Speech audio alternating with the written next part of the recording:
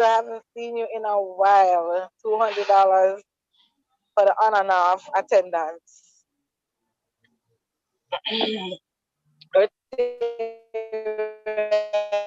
Christina, I'm not on with them earlier, and I'm not seeing that. So $100. And Rotarian Andrea, on and off attendance, 200. But it's good to see you. Ever pleasant. And Rotarian Robin, no camera. I like to see Rotarian Robin, and he's not on with his camera today. Rotarian Emil is always on with his camera eating lunch, but we're not seeing what he's eating or consuming today. But so I'm not ready for the 200 for that. What was that? I was saying, so I have to pay a fine because I'm not ready for the video light. Yeah, you have to pay a fine for not being ready. Jamaica is a video light place. Okay, director. Well, I notice your video isn't on either. I'll pay a fine for that because I'm. Oh, look, PP Mel is here. Woo! I'll call you. 100 PP Mel. I haven't seen you in a while. I'll see you, Danik. And that's it from me. That's it, Sarge. All right. Well, thank you very much, Acting Sarge, as usual. You did a wonderful job a while ago. I don't know. Some persons should have probably been charged more, but hey, that's all right.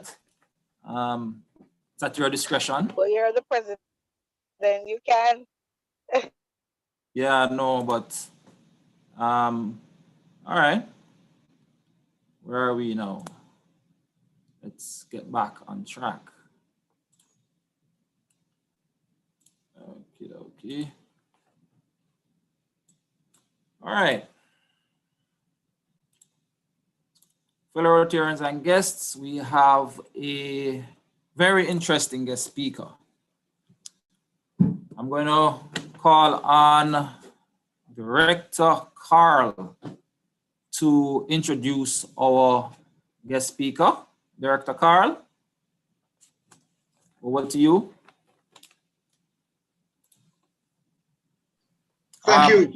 Thank you, President Andrew. It is indeed an honor and a pleasure for me to introduce the guest speaker. And I hope I have the first name correctly. I don't know, depending on where you're from. Is it Dr. Ernestine Watson? Maybe some people might say Ernstine. I'm not sure. I can be corrected when she has a chance to speak. Anyway, what I have here to introduce her, the opening comments were, she's passionate, she's committed, she's creative, she's an international speaker, a team player who enjoys building relationships. She graduated from the College of Arts, Science and Technology and the University of Florida with the highest honors, first class and magna cum laude. She also holds a certificate in practical theology from the International Seminary in Florida. She was also certified by Women Innovators Network Caribbean and as entrepreneur. Currently, she's general manager of Everybody's Pharmacy and a part-time lecturer at the University of Technology and as well as the University of the West Indies. She's a director of Cycle Sports and Equipment, Everybody's Cafe and Enterprises.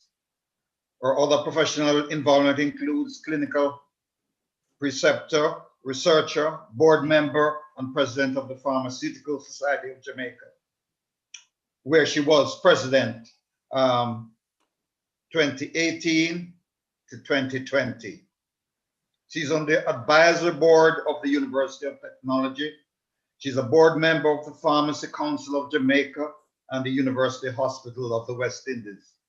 She's a member of the Private Pharmacy Owners Caribbean Association and also of she's a pharmacy associate with the American Society of Health Systems Pharmacists and the University of Technology Pharmacy alumni. She represented Jamaica at the Commonwealth Pharmaceutical Association as a member in 2021. And as I said before, she is immediate past president of the Pharmaceutical Society of Jamaica. She received awards for professional excellence from the University of Technology, University of Florida, the Pharmaceutical Society of Jamaica, UTech alumni, and the list goes on. Her community involvement involves several outreach projects such as the National Council on Drug Abuse, UTech and Rotary Club Health Affairs 2013 to 2018. She's a founding member of the Pharmacy Society of Jamaica 5K planning team, which donated $2 million towards charities promoting health and wellness. These include the children living with diabetes, the National Road Safety Association, Jamaica Kidney Foundation, and the Kiwanis Club, and the Jamaica Kidney Kids Foundation. I think I'll conclude here with just this last part to say that Dr. Watson is an elder at the Webster Memorial Church and member of the Discipleship Committee and Prayer Group. She's totally committed as a follower of Jesus Christ, and she's married to Stephen and has 2 children and 2 beautiful grandchildren. She enjoys exercising, gardening, and interior decorating. I hope I am correct in all that I've said in terms of my pronunciation, etc. Dr. Watson, it is my pleasure to welcome you to give a talk to us at the Rotary Club of Downtown-Kingston. Over to you, Dr. Watson. Thank you. Am I being heard? Yes, yes. Okay, great. Thanks. Okay, so my name is actually pronounced Ernestine, and I accept anything because I have heard many variations of it. And I am Trinidadian, living in this lovely country, but Trini first. I also would like to declare that I am a member of the Pharmacy Council of Jamaica. However, my presentation is from my perspective, and it does not represent the views of the Pharmacy Council of Jamaica. So we have a very interesting topic, one that generates quite a lot of discussion and at times may become quite controversial. The pharmacists and pharmacy council have been regarded as sometimes wanting to prevent things from happening, but we would like to declare that all our efforts are aimed at the protection of the persons that we serve, who are you and others. So just a background, what is electronic prescribing? A lot of persons confuse electronic prescribing, the process, with the actual electronic dispensing. The dispensing is just one aspect of the entire process, as I will try to show you today. What is electronic prescribing. It is actually a technology which framework includes physician and other medical practitioners, and these will include the writing of the prescription, sending the prescription to a participating pharmacy, and of course, that may or may not include a handwritten process. It therefore means that we have to ensure that the patient is always at the forefront of everything that we would be doing. Electronic prescribing systems must be capable of doing a number of things. So the actual process involves being able to identify who is the patient, generating a complete information that will describe all that is needed, being able to access historical data, and being able to prescribe medications, add to the information, work with an existing medication, as well as data, which would allow you to prescribe, allow you to adjust, allow you to make interventions, both from the pharmacist point of view, the professional, healthcare professional, as well as for the patient. So it would mean that it involves sometimes printing a prescription, or it may just be a totally electronic transfer. The system should allow you to conduct safety checks. So if there is an error on the prescription, a proper functioning electronic system is going to identify, and there should be flags, right? So that you would know that something is wrong, and it should bring attention to either the person who is going to be writing the prescription or the person who is going to be dispensing, in that case, your pharmacist. It should provide information on formularies that may be linked to the system. A very important part of it is the integration, the ability of the system to integrate several providers. As we will see what happens currently, there are many persons who would wish to be providers of electronic prescribing systems. Now, if we have several providers, there should be a system which allows the person to tap in to the different systems without having to pay for several separate systems to be used. It should have, of course, some kind of educational capabilities as well.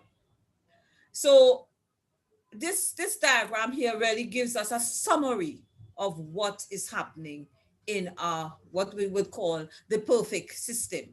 Of course, no system is perfect.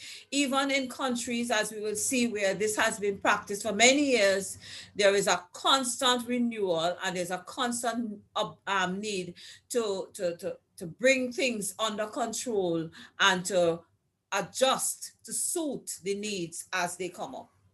So if we would take a little look, now the perfect system should have what we call a transaction hub.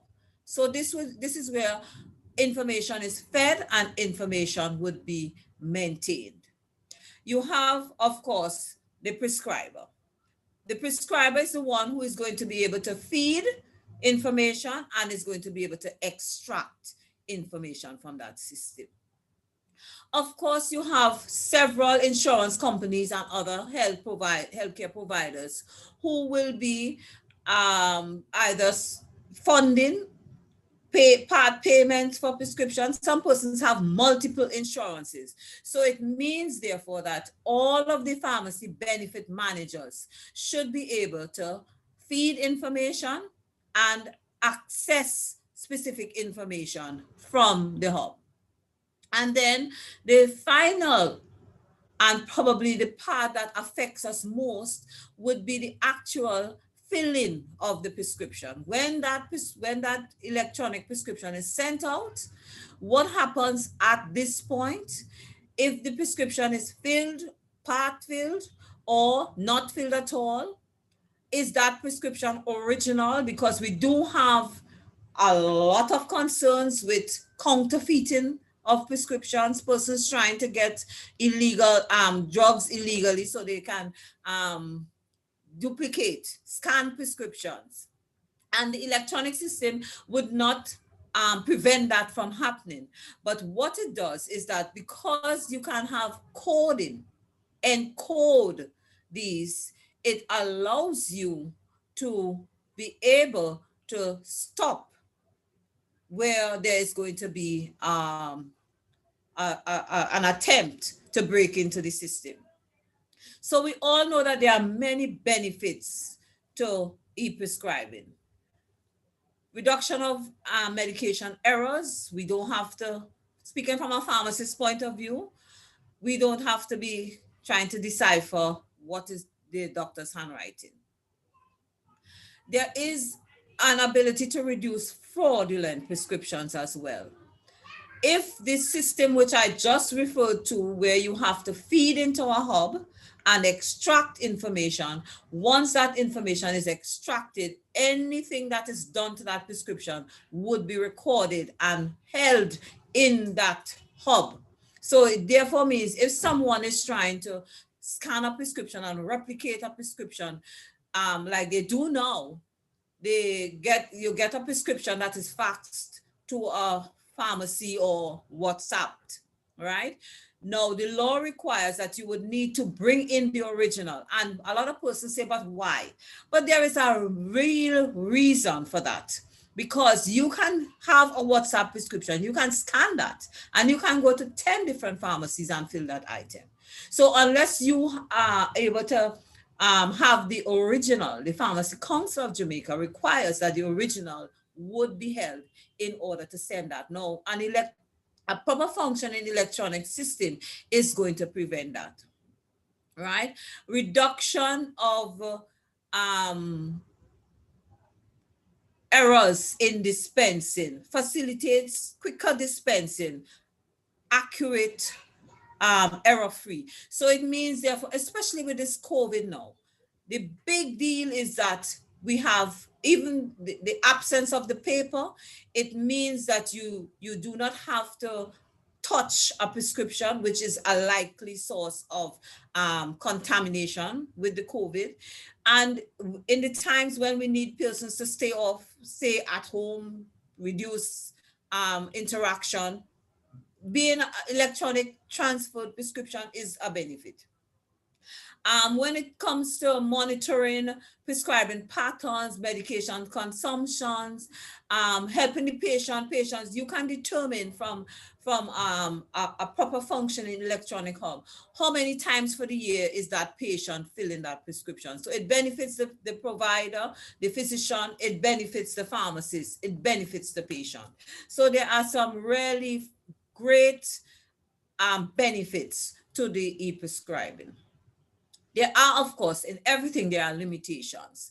The financial cost of implementing, of starting a system, according to what system that you are going to use, can be extremely high.